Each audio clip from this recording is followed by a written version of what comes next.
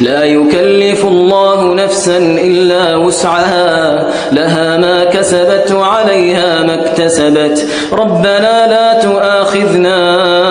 إن نسينا أو أخطأنا ربنا ولا تحمل علينا إصرا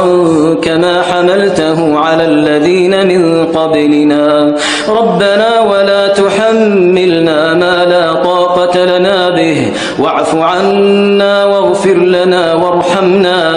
أنت مولانا فانصرنا على القوم الكافرين